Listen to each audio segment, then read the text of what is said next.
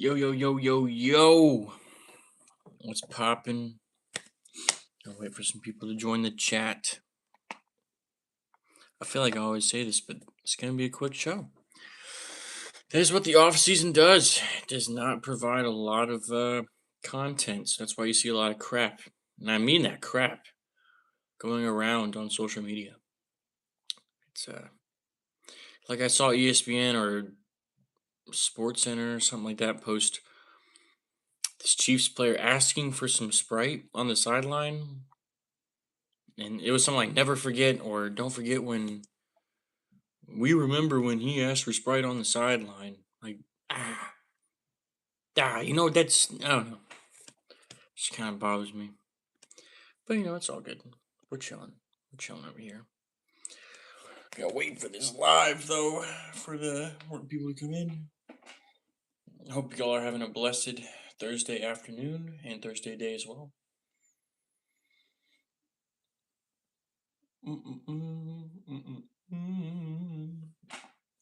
Oh, we got one person in the chat.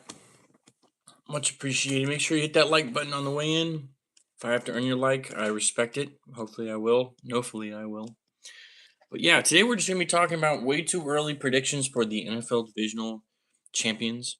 I'll win here and says, let's go, let's go. Come on, get 10. It's going to be a good little show. We only have like two things of important news. Like I said, and it's the off season. There's not much going on. So we just kind of have to dig around and find what's going on. Ravenclaw says, what's up? Oh, yes, sir, Ravenclaw. I remember you. What is up? Wayne Heron says, we love predicts. Absolutely.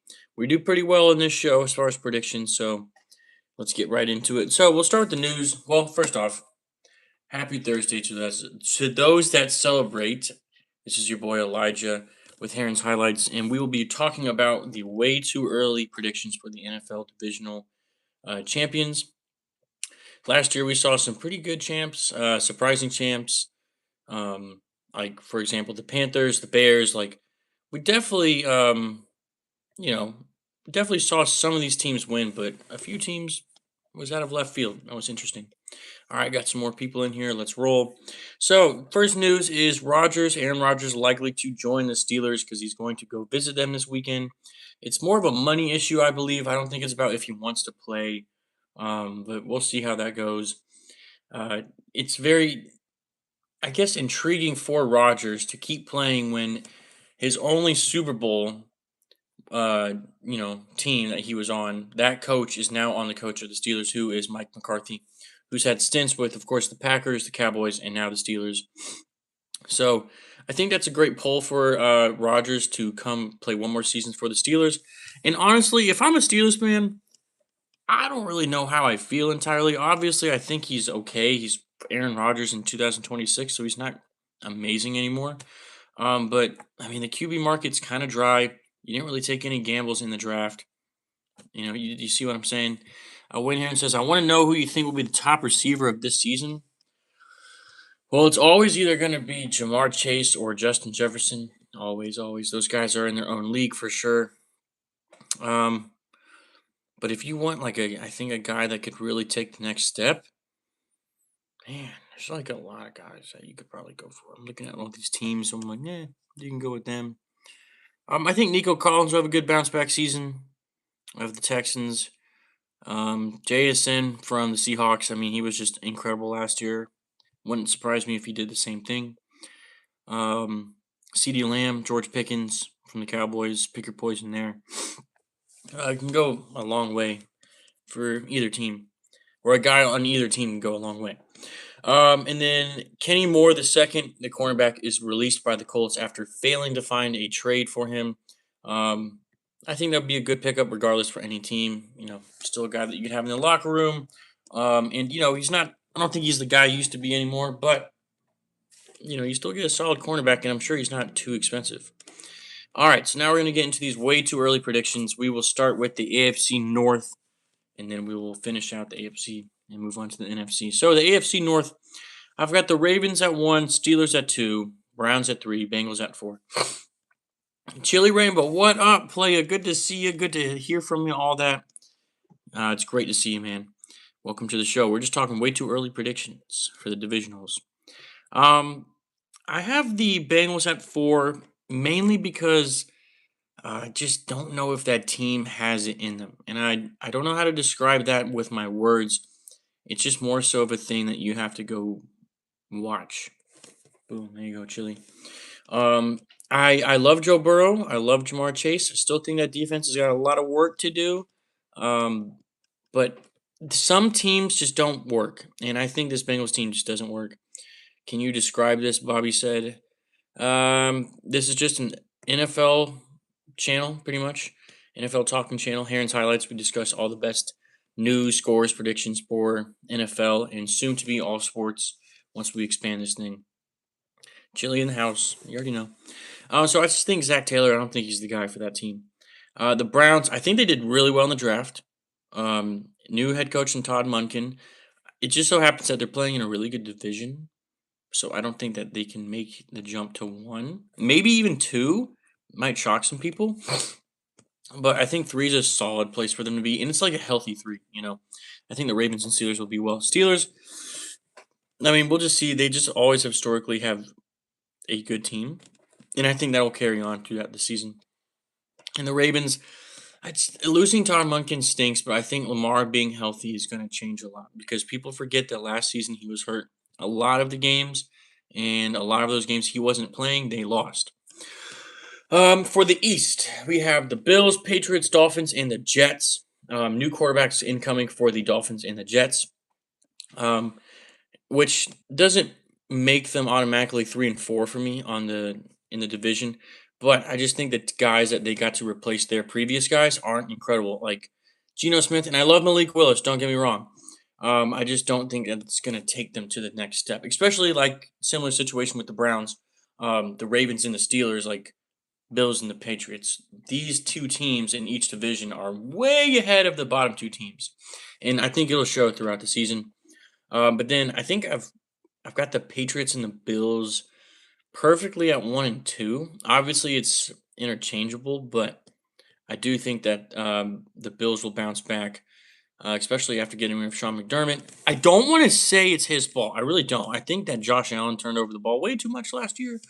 But I think it's going to give a new, fresh life. Now, the thing is, if the Bills do the same thing they've been doing the past few years, is Buffalo going to have to do the hard thing? I'm not going to say it out loud, but you know what I'm saying. Josh Allen. All right, so now we're moving on to the South. I've got Colts, Texans, Jags, and the Titans. Gonna keep this one short and sweet. I think the Colts are a really good football team. I think they just kind of sucked it up towards the end of last year. Leo says hi. Hello. Um, and that just kind of cost them the division. I don't think that'll happen again. Texans are a good football team. Jags have been looking much better, and they've been actually growing as a franchise. And then the Titans, same situation. Again, it's just like carbon copy for some of these divisions. It's just not there yet. You're kind of waiting for the teams ahead of you to get in the position that you're in. So I think the Titans are building something great. I just don't think it's there yet. I think the Jags are on the way. I think the Texans are a good team. I think the Colts are good. Obviously, it all depends on these quarterbacks. Now, each division, correct, in every division in the NFL, definitely relies on their quarterback. But the AFC South is so reliable or so reliant on uh, Daniel Jones, CJ Stroud, Trevor Lawrence, and Cam Ward. They need each of these guys to do really well in order for them to succeed, rather than even say I want to say the Vikings. Like I still don't even think they're that incredible, but we'll see how Kyler Murray does. But change whoever you want at quarterback. That defense is still good, so you need your offense to boost up. Yes, that's it for the South. Now we're moving on to the West. I forgot Broncos, Chargers, Chiefs, and Raiders. Hear me out. Okay, let's get the easy part out of the way. Broncos, I think they're going to repeat what they did last year. Chargers, same situation. I think that's a good football team, especially bringing in Mike McDaniels as OC. Chiefs, no Patrick Mahomes for a majority of the season. Well, maybe not until December, but we'll see. But they just added up Justin Fields, so that could go really well or just not good at all. Raiders, I know I've talked about this on the show before, but I think that the Raiders are just frauds, man. Like, you can clip this if you want, but I think they're frauds. I don't think they're going to be that incredible of a team. Um, I think Fernando's going to be okay for his squad, but it's just they're not there yet. And I keep saying that for all these teams, but they're not there yet, especially drafting your franchise leader just now, just last month, not even a month ago. So that's why I have them at the bottom, but I don't think they're going to be like terrible. I really don't. I think they'll be okay. Just this division's really good. All right, now moving on to the NFC, we got the Bears, the Lions, the Packers, and the Vikings. Vikings, Kyler Murray. I mean, that team just also looks like a mess, but I don't know how much I believe in him. I do like him though. I just think it's not there. Packers. I don't know. They've got a tough competition with the Lions and the Bears, and they just really couldn't get the job done. But it's all up to Jordan Love. Lions at 2, Bears at 1. I think the Bears are just a really good football team. I think they've got it on defense. I think they've got it on offense. The whole comeback kids thing is cool. I'm probably shaking my desk. The whole comeback kids thing is really cool and all, but it does show heart and resilience, and I think that you can carry that on to the next season and just kind of create that identity for yourself. All right, the East, we have the Eagles, Giants, Cowboys, Commanders. Now, here's the thing. When I wrote this, I was having the toughest time with putting the Eagles at 1. All right, when you win a Super Bowl 2 years ago, I'm going to probably keep you at the top, barring any injuries, major injuries. Probably going to keep you at the top for a while, right? Or major departures as I look at my next note. The Giants, I really think they can mess around and do some damage this year. I like their team a lot. That is the team to look out for. I think Jackson Dart's pretty legit. Cam Scatterbo is a freak. I mean that in both ways. Take it however you want it. Defense is good. They did well in the draft. I think they could do something here. Cowboys, I just think that they're going to be the Cowboys. And then the Commanders. This is a great, entertaining division, but I just really think that Eagles and Giants are going to run this one. For the South, you already know, rise up. I got the Falcons, the Bucks, the Panthers, and the Saints. Um, I think the Falcons can really do something here this year, man. That team is really loaded on paper, talent-wise. And I just think that out of all these years that the South has been open, the Panthers have gotten it, the Bucks have gotten it several years. It's about time for a new champ. And I think that's the Falcons. I really do. Would be nice to see the Giants have a solid season. Absolutely would be. It'd be really great to see that. But yeah, I just think that I think the Falcons can do it. Bucks, I think, are going to be good as well, but they did have some key departures like Mike Evans. So we'll see how that one goes. And for the Panthers at 3, I think it's going to be a drop off, but only because sometimes you have these magical seasons. And look, I may not be giving out all these stats, but I've been watching this game for quite some time. Sometimes teams have a really magical season, and then nothing happens after. I think that's what's going to happen with the Panthers. Now, 3, that doesn't mean that you're second to last. I think that's going to be like an 8-9 season, 7-10, which isn't terrible. It's not winning, but and then Saints at 4. They did really well in the draft and in the offseason. I think it's great moves, but still got some time to do some work. Last but not least, the Western Division. I've got the Rams winning it all. Yes, I do. Losing Clint Kubiak for the Seahawks is going to hurt them more than they know. Rams, Seahawks, 49ers, Cards. That's kind of just to wrap it up. Cards are going to be We'll see. If Carson Beck's their starting quarterback, who? If Gardner Minshew's their starting quarterback, who? Not looking great, regardless. But yeah, that's pretty much for the show. Pretty much it for the show. Wrapping up the West, we've got Cards, 49ers, Seahawks, and Rams. Yeah, that's what the offseason is like. This is our third or fourth, I think our fourth time doing the offseason in Heron's Highlights / Fantasy Blitz history, and it's a season for sure. When the season starts, Dalen, no, bro, I just got here. I'll give you the rundown real quick, Dalen. What's up, homie? I hope you're doing well, brother. I'll give you the rundown. We're doing the way too early predictions for the NFC and AFC divisionals. So I'll start with the loved AFC North that you are in love with.